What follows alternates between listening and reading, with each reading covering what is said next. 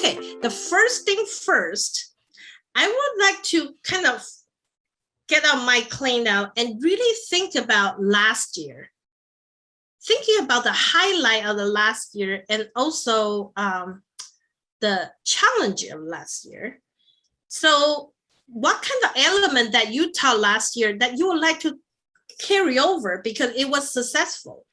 And what kind of element that, you know, it was really challenging and it was not successful, but I just did it anyway. And I would like to improve that for the fall. So I have a document here. This is a link. So if any of the instructional designer can share this slide link on the chat, so or share this document link in the chat, that would be good. So if you click on this document, it takes you to a Google Doc. And everybody can put any information on this document. As you can see here, there are 2 columns. And feel free to start, unmute your microphone and say what you would love to continue, what you want to improve, or you can just go ahead to type. So we can kind of take some time to really pause and think about what we have done. So that will be a very nice start point before we even think about future, because it's always nice to reflect on what we have done, what works and what did not work. So now we have some faculty talk about, you know, they love to continue to really have a good course structure, which is very important, that is going to facilitate students learning. Oh, some faculty say fewer exams over the whole quarter. That's awesome. That means you start thinking about how to engage students with these mini assignments. More continuous work. That's wonderful, because it's a constructive learning. So if you have these kind of mini assignments that you can build them for them to learn a skill versus an exam, that's always very helpful for students to learn. Relatable lessons, engaging discussion. That's awesome. Accessibility. That is a very good topic that we now cannot avoid, that we are all obligated to make sure our course is accessible. Offering some office hour and conference. Oh, that's awesome. Virtual office hour is also very useful, because especially during the fall quarter, you're probably gonna have some students not be able to come to class sometimes. And if you have some verbal office hour, that may help those students to reach out. So while you're continue typing, let's look at the needs improvement. You know, some faculty members said that, you know, in person or online during the class engagement. So it seems like, you know, we need to do more about active learning kind of strategies in the classroom, no matter it's in person or online synchronously. And don't forget, we're going to have we're going to create 4 workshops about digital active learning strategies. And I hope we'll see you there. More effective rubric. Oh, I am so delighted to see our UCF faculty are all thinking about these wonderful things. Yes, rubric is going to help your student to understand your expectation, how you want them to learn, how you want them to do the assignments. So effective rubric is definitely really good. Relying on internet for material access. Yeah, internet is definitely an issue, because not everybody always have a stable internet, and that creates a problem for us to connect synchronously. Dealing with cheating, that is also another issue that we have been dealing with in the past 1.5 years. Group work, working with Zoom. These are wonderful things. And thank you very much for putting, and I encourage you to continue typing, but I'm gonna go back to my presentation now. And thank you very much for sharing your thoughts. Now, I am going to talk a little bit about the 5 modes of teaching. So there are 5: traditional classroom, flipped classroom, hybrid learning, and I divided online learning into two kinds, and you can do a fusion if you want to. So there's something I call synchronous remote. That means you meet with student live, but online. Asynchronous online means you actually record your lectures and then they do it asynchronously. So very quickly, let's just look at the difference between the traditional classroom and the flipped classroom. So you are all familiar with teaching in the classroom. Traditional class, you give a lecture in the school and they do their homework at home.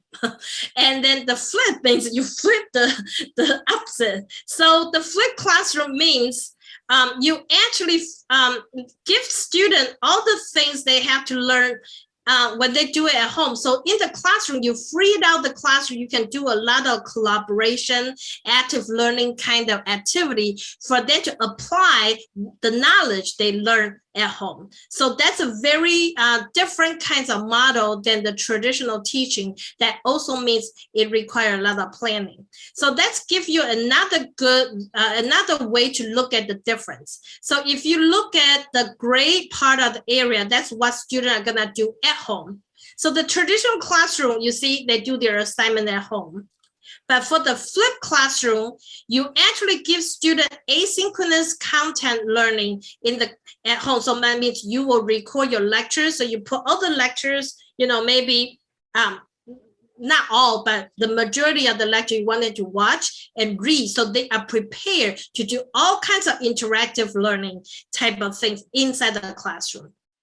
So normally, traditionally in the classroom, you do a little bit of student engagement, but you never have enough time because we have so much to teach. So if you can get all that thing bundled in this gray area so they can watch it at home, and that way you will budget more time to really allow them to apply what they learn. That is the beauty of flipped classroom model. And if you really think about it, that requires a lot of planning on your end. That means you can see this whole process into 3 chunks. The first chunk is really you need to give students enough content and information and activity for them to prepare in order to interact with their peers in the classroom. So there's some sort of goal. You need to think about, what do I need the student to be ready in order to do these things in the classroom? After they have this really wonderful interaction in the classroom with the teacher, with the student, then you need to think about, how do I wrap out with this module?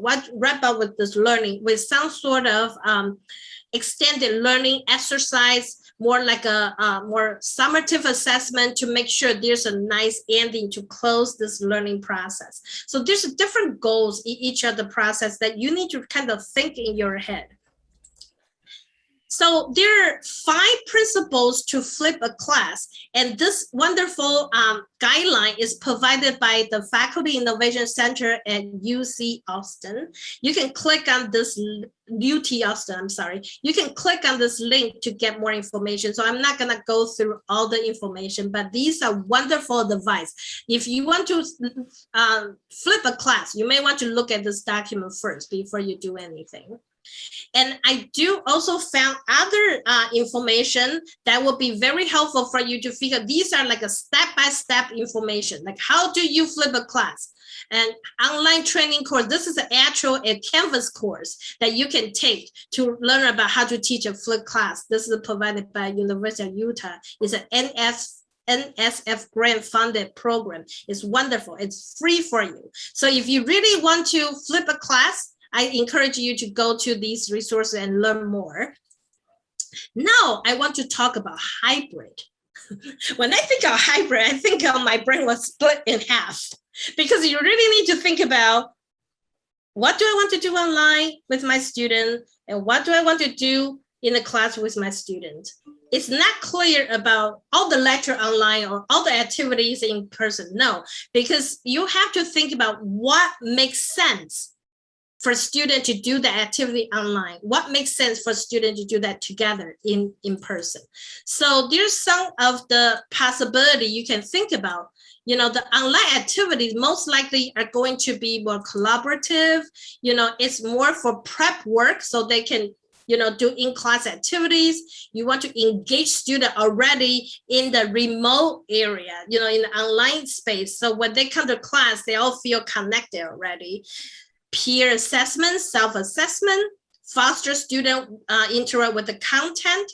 So in the classroom, then you will be able to, pick one of the online activity that you did and do a more deep dive. or you can ask students to present some sort of research findings that they did online on their own. So in the classroom, we kind of consolidate everybody's findings together. Maybe you'll conduct more active learning to engage them. So there's a engagement here, there's an engagement there to make sure that they are on board with you, and prepare students for collaborative work. So once you prepare them, they go back to work online collaboratively. So this is how hybrid, you really have to think about what you want to do online and in the classroom. So this is a comparison. A lot of people get confused with flip and hybrid because they all sound the same. You know, you do a little bit of something online, you do a little bit of something in the classroom, but the flipped classroom, all the at-home work, this kind of asynchronous content learning is all prepared for students to be ready to do interactive learning in the classroom. So you don't really give too much of the exercise or anything, but really trying to allow them to prepare the content so they can apply in the classroom. But the hybrid class, if you see the split, you can do lecture in class, you can do lecture online, you can do active learning in class, you can do active learning online. So they're all the same. So you have to really look at the purpose of your assessment, the purpose of your content, and figure out what would be more suitable for us to do online, what would be more suitable for in person. And that is the fun part about teaching, because you're the master designer of your class. Obviously, it takes a little effort. That's why we're here to help you. So that's the difference. Make sure flip is really all prepared for the classroom time, but hybrid is like half. All right. So now there's some more resources I want to provide because our training time is very short, so I cannot really offer a lot of information. So you can actually go to this Cornell University's information, getting started with designing a hybrid course. So if you really want to learn about hybrid, I would encourage you to start this one. This is another very good resource. It's a PDF file. It's about hybrid teaching workbook. So you can get that workbook and start figuring out what you need to do. And then if you want to learn about hybrid teaching, there's an introduction to hybrid teaching. So hopefully that'll give you some additional resource to figure it out after today's session.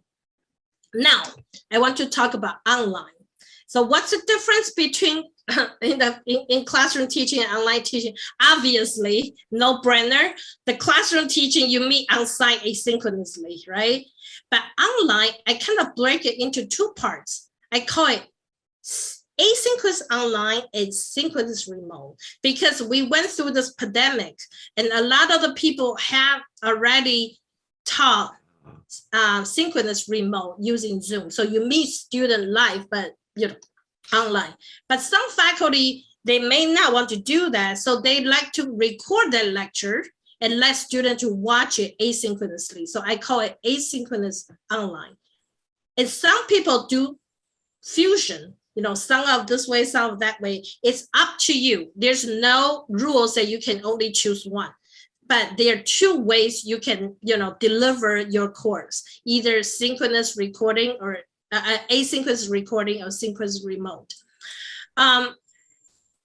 Since we already did a lot of the remote teaching online, I'm not gonna do too much of time to talk about that. Here are resources for you to learn about online teaching. You know, UCI has a wonderful online learning research center, and they have plenty of advice for you to see how you can teach online effectively. And I love this article. It's just pure advice for instructors teaching online for the first time. So obviously you are already having some experience after we went through last year. So, but it would be nice to kind of see how other faculty peer will recommend you to do. So these are the two resources I provided for you to teach online. So far I did it very quickly, kind of introduce you traditional classroom, flip, hybrid, remote, and online. You know, how do you determine which one is good for you? it really depends on you want to have more online or you want to have less online. So it really depends on your comfort level, the nature of your teaching style, and also the nature of the discipline. If you want to teach less online component, obviously you choose the instruction more toward to the left side. But if you prefer to teach more online components, then you choose the component, the most more on the right side. And obviously this is very vague. So let me give you another definition of all these three type of instructions. So flipped classroom, like I say, is really for student to study the material online on Canvas so they can prepare for the in-class activities. Hybrid class is half-half, some online, some in class, and you are the one determine how you want your student to study for this class. Online is obviously all material is online. So that hopefully gives you a really nice distinction. Now, this is the key. I want to show you a workflow so you can kind of figure out which mode is right for you.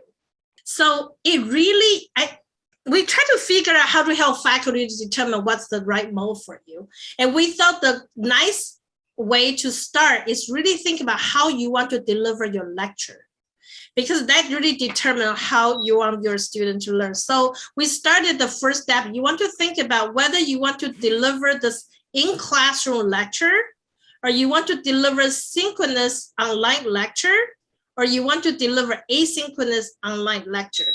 And sometimes you may say, well, I have to choose, can I choose two? You definitely can choose two. When you choose two of the three, that means your course will be hybrid probably because it's, hybrid. So once you kind of determine what the majority of your lecture is going to be, then you can kind of think about how do you want to engage with your student, right? So if you look at this, if you choose asynchronous online lecture, that means you don't meet with your student at the same time.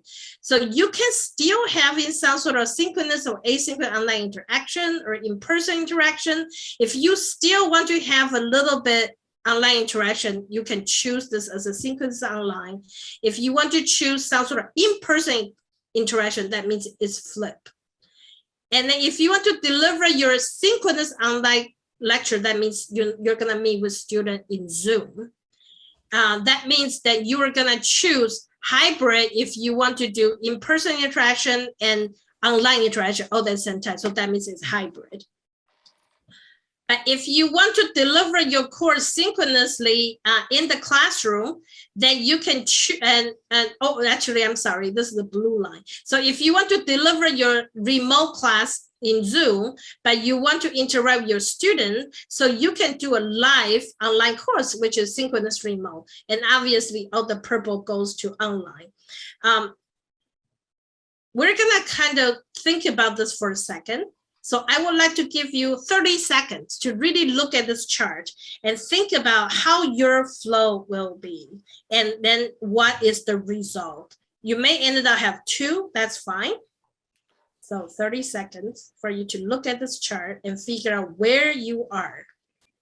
If you're ready, you can give me a hint by doing the emoji and give me a thumbs up or something, so I know you're ready to move on to the next questions. I have a question. Sure, Irene.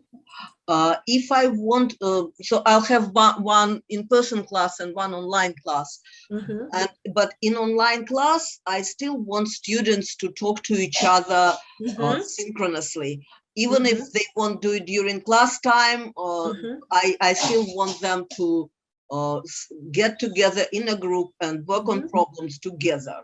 So. Yes. Is it called still asynchronous online or flipped, or what would you call it? I'm just curious. Actually, I would suggest faculty not to get bombarded with these terms. You can do a fusion style because it's what is best for your student. So you can definitely deliver your lecture, let's say online, like through Zoom, or you record it, but you can have a synchronous, you can ask your student to meet through Zoom on their own as a group meeting to do some sort of group project.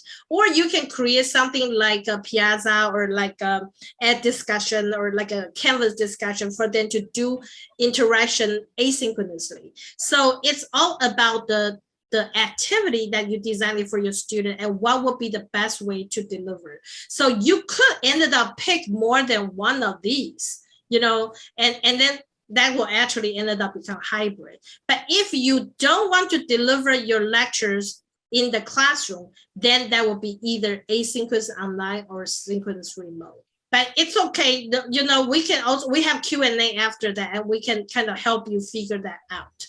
But I know this is not a 30-second decision. But the reason why I want to take a 30-second for you to look at this chart is because now I am going to have a poll.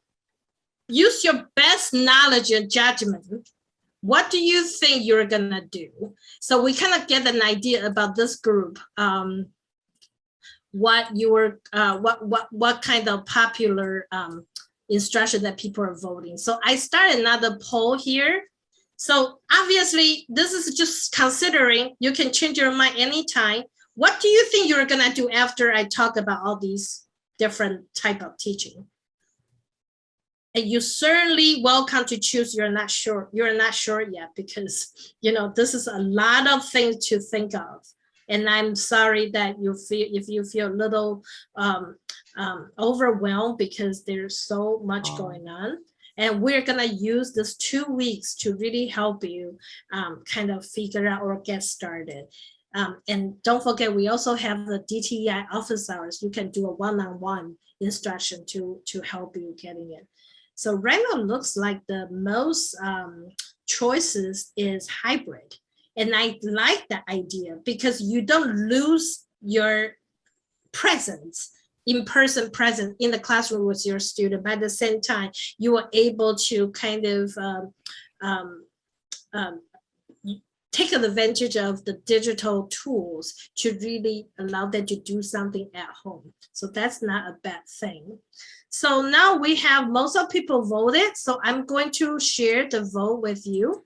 So as you can see, hybrid teaching is more than half of the faculty here are going to teach hybrid. So that's good to know. We can focus a little bit more about that. We have about 10% of the faculty decided to do some sort of online, either synchronous or asynchronous online. And then we have about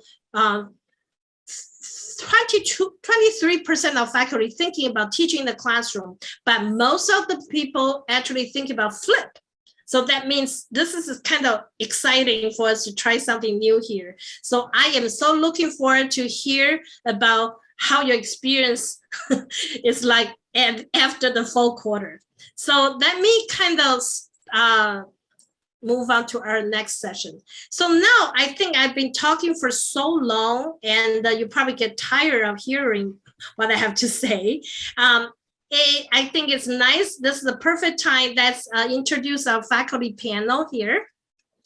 So Jennifer Fong is our instructional designer at DTEI. She will serve as a moderator for this panel. And we have Professor David Trend from School of Arts. And we have Professor Tanya Schuster from School of Social Sciences. And we have Professor Patrick Hong from School of Engineering. So let's give them a round of applause. I'm gonna stop share. And you can start the panel and let's learn about how these faculty is doing in terms of preparing and planning for fall teaching. Thank you very much. Thanks so much, Megan. Hi, everyone. Oh, sorry, I think there's a little bit of lag there. So once again, my name is Jennifer. I'm an instructional designer with DTEI.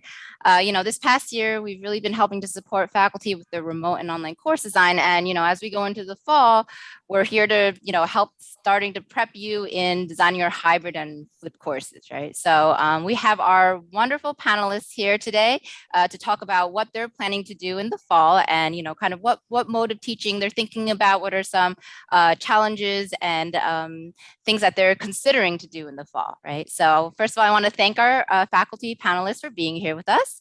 And, I'm going to let everybody do introductions real quick. So how about Patrick? How about we start with you? Hi, everyone. Thanks for having me here. Again, my name is Patrick Hong. I teach upper division writing in school engineering. So it's a required class for all engineers. I'm sure that's their favorite class to take, writing and speaking and doing presentations. I teach a flipped class model, and I would argue that the flipped class model includes traditional, hybrid, synchronous, and asynchronous. So I'll talk more about that later. Thanks so much, Patrick. David, how about you? Yeah, greetings, David Trend, School of the Arts. And what I'm going to be doing in the fall are 2 courses. One is a large GE Category 4 course. I'm one of those people who actually enjoys teaching large courses. So this is Art 9A, Media, Art, and Technology. It's a 400 student course, which basically introduces students to those issues from an arts perspective. And then I'll teach another seminar class, Art 123B, entitled Media, Violence, and Fear. That's an upper division course. It used to be a seminar. Now, because it can be online, it'll be an 80 student seminar, and I can talk later about how I do that. So that's awesome. We'll see like a difference between, you know, how you plan for a large class and how you plan for a smaller seminar class. That's great. Awesome. Thanks, David. How about Tonya? I'm currently teaching 2 summer classes. I have 3 courses in the fall. 2 of them are about 100. One of them is about 250. And I also teach 5 courses at another university. So I have some that are in person, some that are large, some that are 100, some that are 40. So I've tried virtually everything, and I have a little bit of everything going on this fall. So it's interesting to sort of match the format and the structure to the course content. I teach a variety of sociology or social science courses. So I'm getting really good at this sort of planning out what's going to work well for each class, from research methods to theory courses. So I'm just I'm not really all over the place. I feel a little more organized about it, but so I definitely would call my style Megan's fusion.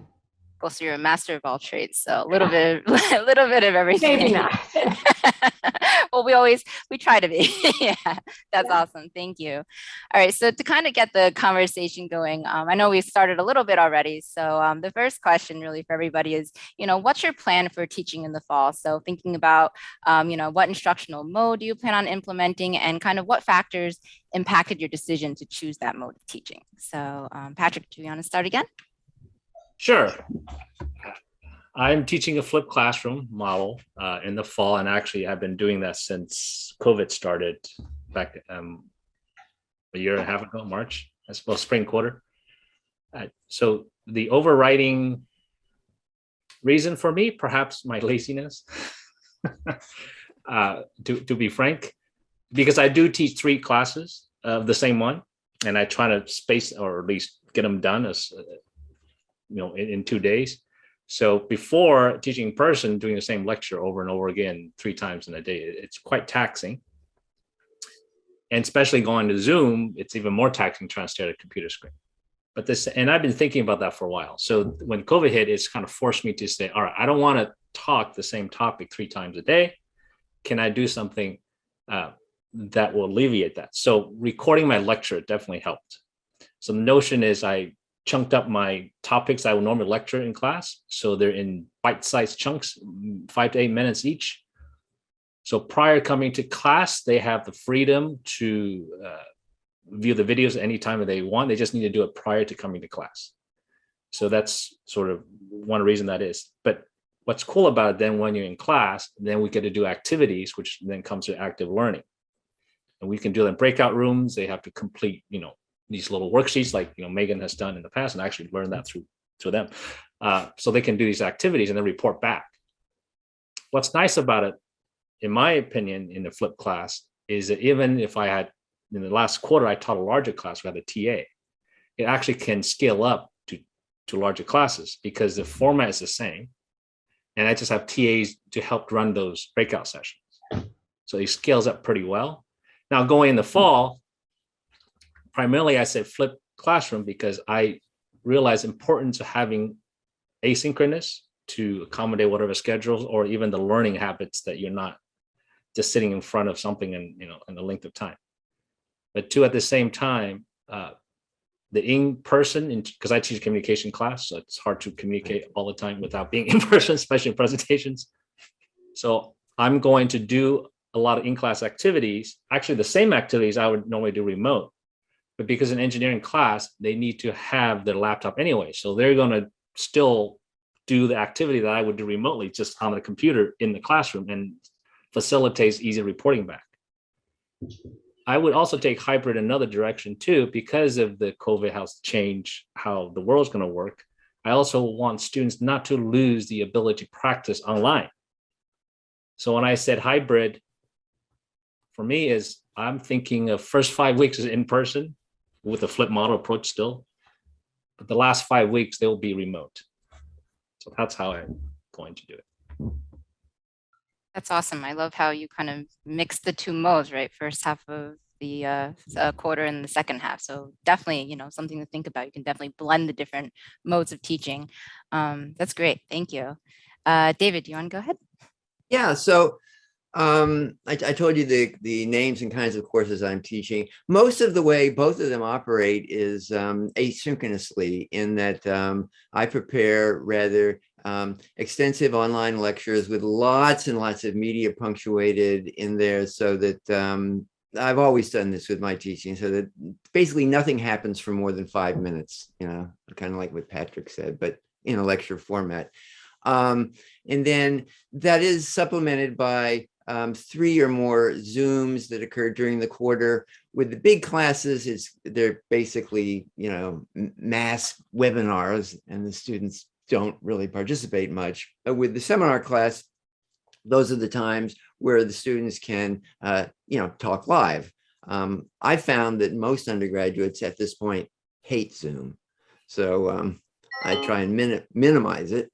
But the key thing about both of the classes I teach and all of the things I do online is the amount of work that students do together asynchronously, which is to say, I have come to love Canvas discussions for a lot of reasons that I can talk about more, but those are important, plus the surveys and other tools.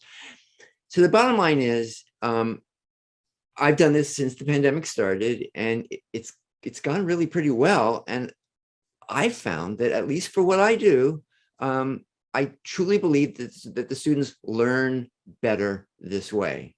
Certainly for the large classes, they do.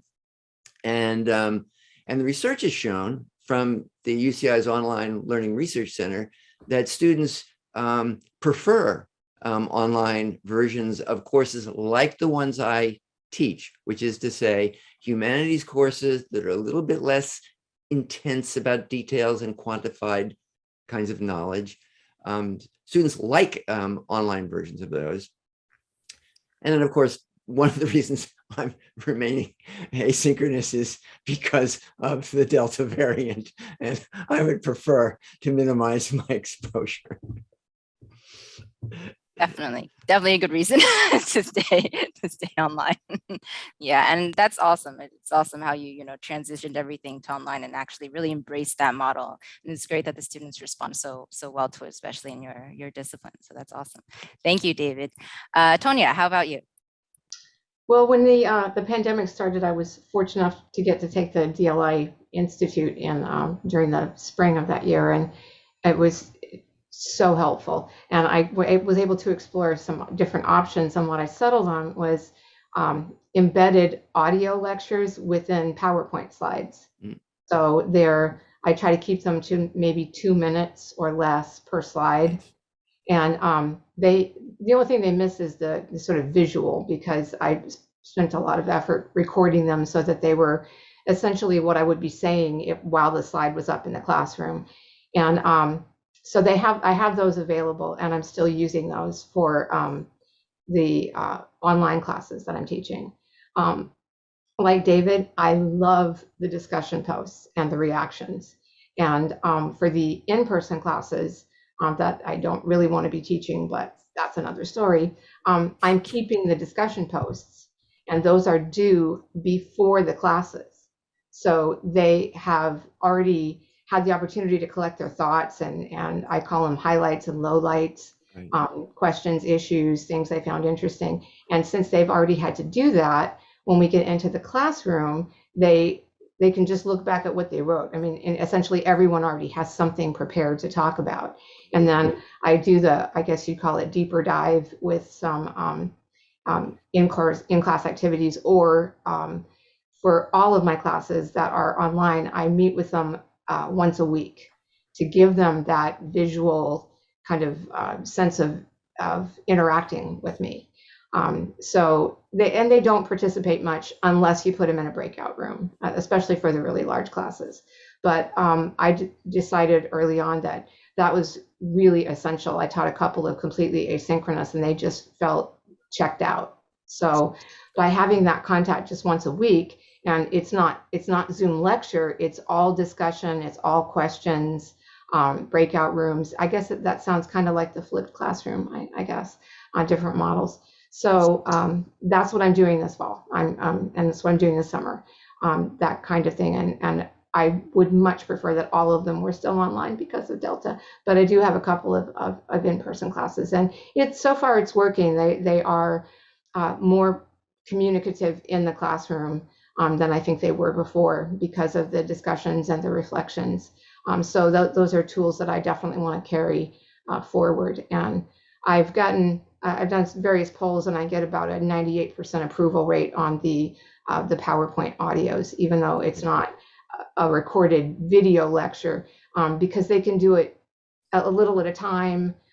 There are embedded discussion questions in there for them, and they can go back and find a slide and listen to it again if they need to. So it's worked for me. I think it's working for my students. So I'm very happy to have had all these options presented, because as I said, I do plan to take them forward when we go back to more traditional classrooms. Thanks, Tony. I really love that idea of actually combining, right, like a traditionally online element like discussion boards, and then interweaving or combining that into your in-person. So I think that's definitely great. That's awesome. All right. So for the next few minutes, how about let's talk about some of the kind of pros and cons or challenges that you've encountered as you've been planning for the mode of teaching that you chose, or if you've done it in the past, what are some pros and cons of that specific mode? So Patrick, do you want to start again? Sure. So for pros, for me, the flipped class, which incorporates pre-learning, in-class activities, that actually is very flexible in terms of whatever happens in the future. We just kind of mentioned the Delta variant may start to shut us down again. So to me, when I do that, it really doesn't matter. In my framework is that we just go back online, which I'll be doing the same thing anyway. So what I'm going to do in terms of remote or flip, it's the same thing in flipped in the class. So that's the good part. The con, perhaps, it may be a little bit confusing for the students. Say, come to class for 5 weeks, and then I'll see you remote in 5. And in fact, in the past, students have said in terms of DEI, in terms of education, some students do prefer to be in person simply because of the environment they're in. They don't either have a private, we think that they would have it, but they don't, to take classes remotely. So, but luckily, because my class I had set out to be in person, I have a class assigned to it. So hopefully that address some of the issue. They can still come to class. I may still teach from there. It's just that they're not required to be there. So that's probably the con for those that actually appreciate a space to learn from. To ask them to bring laptops to my class, which I think it's not an issue for engineering, because they need to do that anyway as they're part of their thing, I hope. So hopefully some of those issues could be worked out.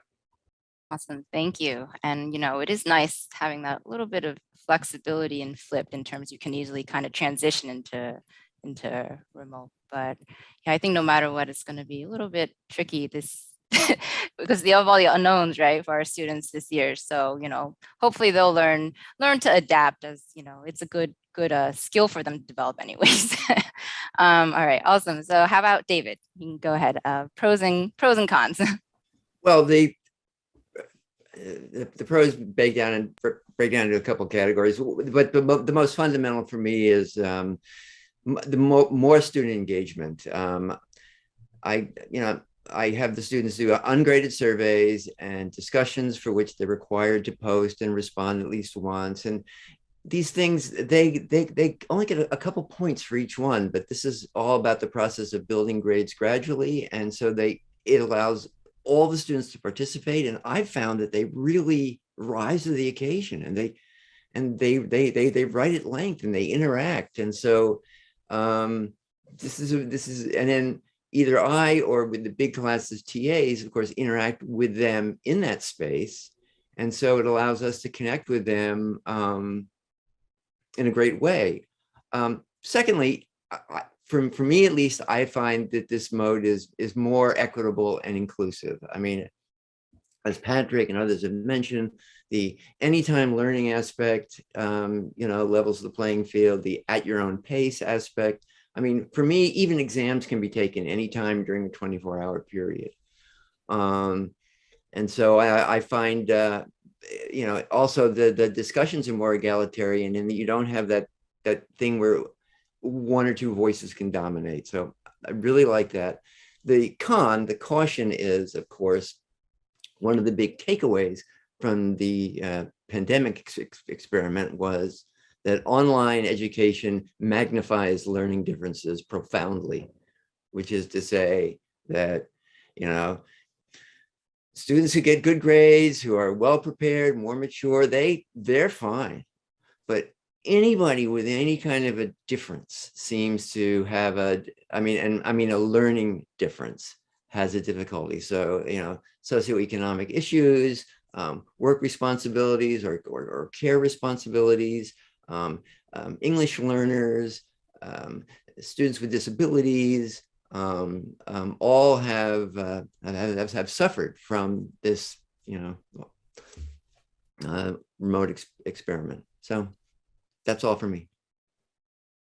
And a follow-up to that, actually, is there anything you would suggest or that you've done to kind of help those students or combat? I know it's tough, but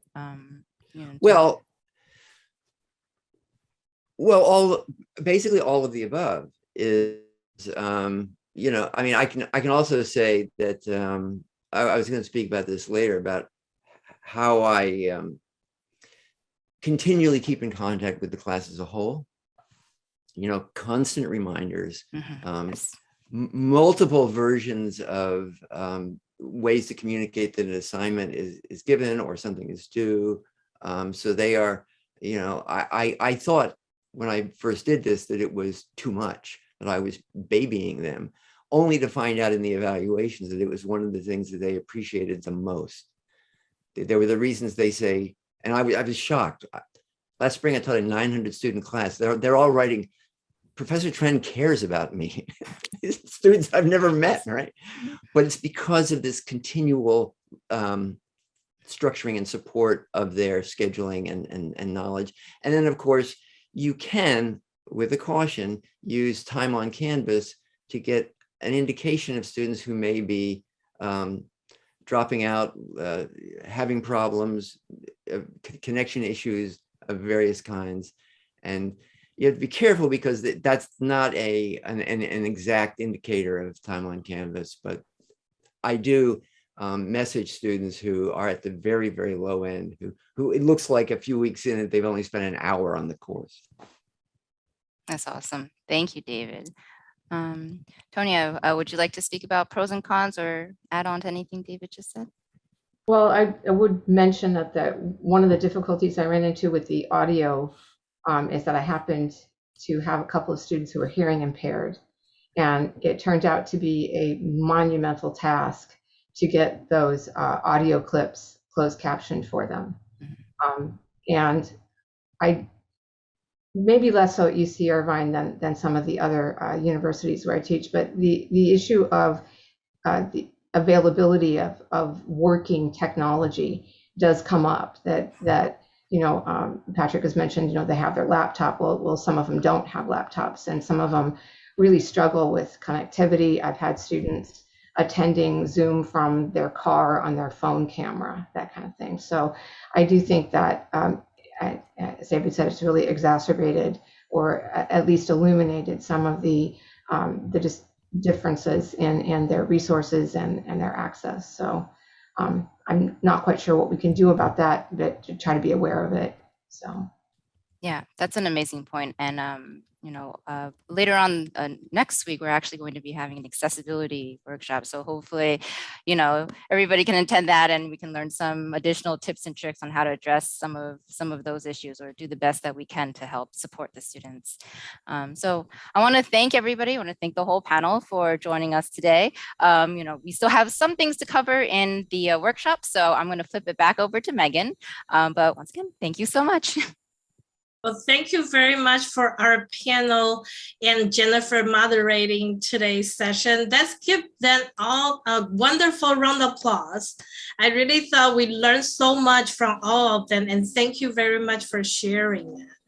So hopefully after that quick sharing from our faculty, you have a little bit idea about what you would like to do. If you don't worry about it, because we're gonna explore throughout the whole 2 weeks and try to figure out how we're gonna do it. But I'm gonna spend just 5 minutes of time to talk about, once you figure out how you're gonna teach, how are you gonna plan? How are you gonna organize? This is very overwhelming task, especially if you choose all these creative kind of modes. So one thing I want to share with you, this is a tool that many faculty have told us it looks kind of boring at the beginning, but at the end, it was extremely helpful for them to have a clear mind. I call it course planning worksheet. So last year, our team developed a course planning worksheet for remote teaching, online teaching. So it looks like this. Now we have a course planning worksheet 2.0 that focuses on hybrid and flipped classroom. So we're going to have a session tomorrow to talk about that if you want to work with us. But this is an idea how you look like. So this is an online course planning worksheet. So we kind of put the week, the module topic on side, and we kind of figure out what we want students to learn to make sure all we want them to do match and align. There's alignment between the assignments. So you can really put all the thoughts together into this table that gives us this glance view. And it may not look like important to do, but trust me, a lot of faculty cannot live without it now after they try it the first time. And then now we have a different version for hybrid and flip. So you can click on my link to download this worksheet, but it will be really challenging to start from a blank document.